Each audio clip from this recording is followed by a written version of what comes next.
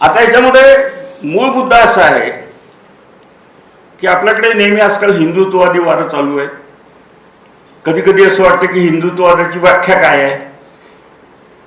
मला स्वतःला असं वाटतं, गाय आणि गाईचं गोचिड, गाईच्या अंगावरचं गोचिड, गोचिडाच्या अंगात गाईचं रक्त असते म्हणून गोचिड गाय होत नाही. तसंच हिंदूंच्या अंगावरचं गोचिड म्हणजे हिंदुत्ववादी असतात अशी माझी व्याख्या आहे. आता गमतीचा भाग असा आहे की सगळ्या पूर्वगाम्यांनी गोचिडाला मारण्यासाठी जी जी काठी मारली ती गायच्या पाठीवर बसली आणि आज गायच खाटीक धार्जिनी झाल्यासारखं दिसतंय. दुसरं असं की हिंदू आणि हिंदुत्ववादी एक असत नाही. जसं गोचिड च्या अंगामध्ये गायचं रक्त आहे म्हणून गोचिड जशी गाय होऊ शकत नाही, तसं हिंदुत्ववादी यांच्या अंगामध्ये रक्त हिंदूंचं आहे म्हणून हिंदुत्ववादी सुद्धा हिंदू होऊ शकत नाही. कारण माझा ज्ञानेश्वर हिंदू आहे, त्याच्या आई वडिलांना आत्महत्या करायला भाग पाडणारे हिंदुत्ववादी आहेत.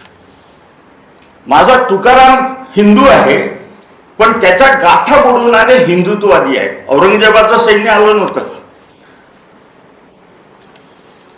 शिवाजी महाराज हिंदू आहेत पण त्याचा राज्याभिषेक नाकारणारे हिंदुत्ववादी आहेत. किंवा गांधी हिंदू आहे, सगळ्या जगामध्ये प्रिय आहे, पण त्याची हत्या करणारी, हत्याही म्हणत नाही वध करणारे हिंदुत्ववादी आहेत. हे एकवेळा जर समजून घेतलं, कोणी मुसलमान आला नव्हता, या वारकरी सगळ्या संतांना छळणारा कोणीही मुसलमान नव्हता हे लक्षात घ्या. प्रत्येक वेळेस मुसलमान आणतात. त्यामुळे हा जो हिंदुत्ववादी आहे आणि हिंदुत्ववादी विचारधारा मागे सारल्या गेली वारकरी पंथामुळे, म्हणून हा सगळा आकस आहे. प्रचंड आहे. केतकर सारख्या माणसांनी काय काय म्हटलेलं आहे तुकारामाला, म्हणजे एकेरी शिवाय तर तुकारामाशी बोलतच नाही. आणि याच काळामध्ये जेव्हा राजकीय प्रस्थापना होण्याची शक्यता आहे तिथे रामदासाला वर उचललेला आहे. आणि रामदासाला वर का उचलतात? तत्वज्ञान सगळंच आहे. म्हणजे जसं श्रीकांतनी सांगितलं की ब्राह्मण जरी असला भ्रष्ट तिन्ही लोकी श्रेष्ठ. आणि मग याच रामदासाची आरती राष्ट्रीय स्वयंसेवक संघात करत असतील तर नवल नाही आहे. कारण त्यांची थेरी तीच आहे, मी माझी जात म्हणजे राष्ट्र, मी माझी जात आणि या जातीच्या हितसंबंधासाठी केलेलं कार्य म्हणजे राष्ट्रकार्य, ही व्याख्या जेव्हा स्वीकारल्या जाते आणि म्हणून मग यांची माणसं मोठी होत नाही. मोठी होण्यासाठी मोठं हृदय लागेल, करुणा लागेल, मानवता लागेल, मानवी अंश लागेल. आणि मग यांना एखादा विवेकानंद स्वामी घ्यावा लागतो जो त्यांचा अजिबात नसतो. आणि एखाद्या वेळेस यांची हत्या करून पेढे वाटल्यानंतर गांधीची त्यांना प्रातस्मरणात गांधी घ्यावा लागतो. तसंच आजच्या काळामध्ये आपलं फॉलोईंग लोकांमध्ये नाही म्हटल्यानंतर वारकऱ्यांचाच मुखवटा चढवून या मनुवाद्यांना समोर जावं लागतं. हे एक वेळा समजून घेतलं, कारण हे बोललं भाग आहे. कारण काळा रंग येणार आहे मला माहीत आहे अंगावर. आणि मी तर आजकाल असंही म्हणजे माझी इच्छा आहे, म्हणजे मरायच्या आधी काय इच्छा असावी त्याचं त्याचं आहे. मला तसं वाटतं की या हिंदुत्ववाद्यांनी किंवा राष्ट्रीय स्वयंसेवक संघाच्या लोकांनी मला घरातून ठेचून मारावं ही माझी शेवटची इच्छा आहे. कारण त्याच्याशिवाय हे बदलणार नाही. बोललं पाहिजे. आता ह्या सगळ्या ह्याच्यामध्ये स्वातंत्र्याच्या चळवळीत जी मंडळी नाही आहे ती मंडळी राष्ट्रभक्त, ती मंडळी राष्ट्रोद्धारक. आणि आता तर शंभरी त्यांची म्हणजे समतावाद्यांची शंभरी भरली आणि आता यांची म्हणजे समरसता म्हणतात ते. म्हणजे एक तर शंका अशी येते की समता शब्द मान्य नाही आहे का म्हणून समरसता वापरतात का? कारण समता साधर्म्य दाखवणारा समरसता हा शब्द जरी असला तर समता ज्यांना मान्य नाही ते समरसता शब्द वापरतात. मग समरसतेचा अर्थ काय?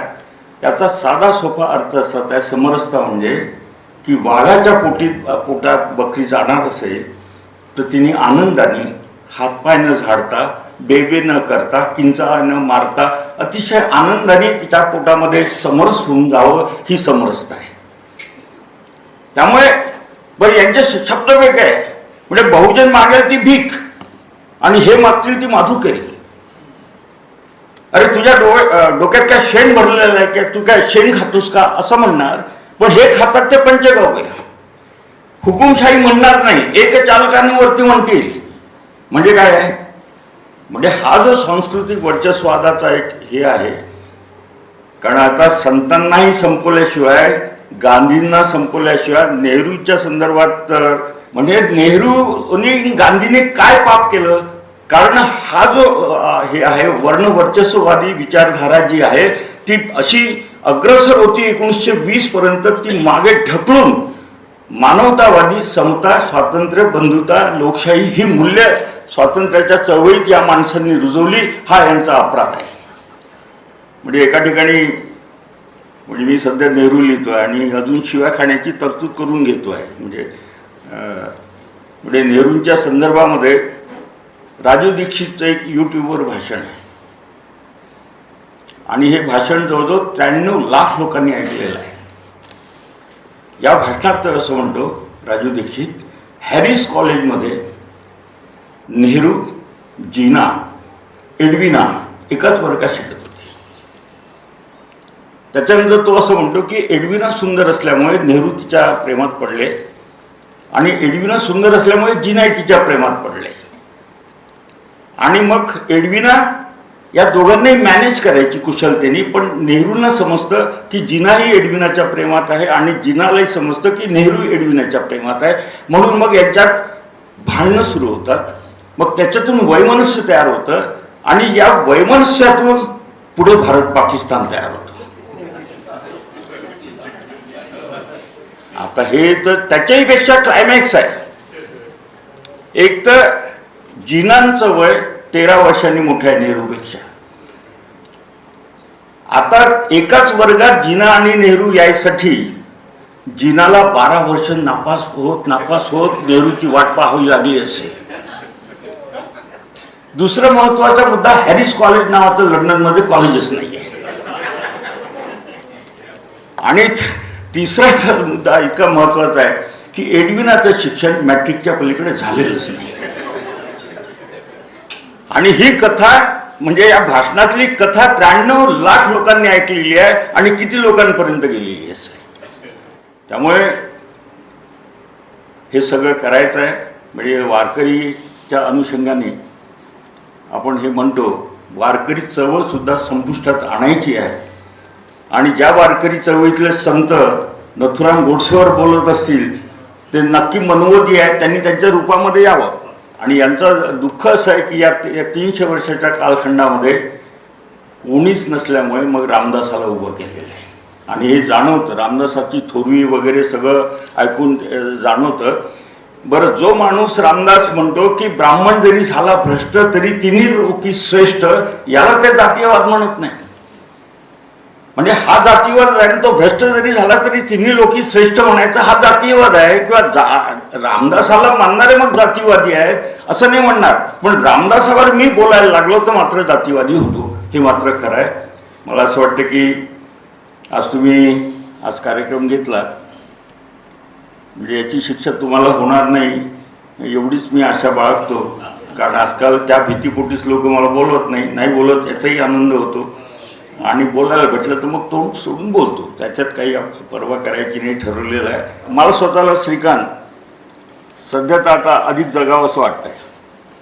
त्याच्यासाठी वाटतं की लढू झालं, जेवढी आपल्यात ताकद आहे तेवढं लढू. आणि हा निर्धार करण्याची गरज आहे असं मला वाटतं. एक चांगला तुम्ही उपक्रम घेतला. मी सांभाळून बोलायला पाहिजे होतं पण बोललो नाही. कारण ज्यांचा हे निवास आहे त्यांनाही राग येण्याची शक्यता आहे की असे फक्त तुम्ही आणत नका जाऊ वगैरे वगैरे, तुला शिव्या खाव्या लागेल. तर मला आनंद आहे तुझं 2-4 शिव्या खाशील तर. धन्यवाद, नमस्कार.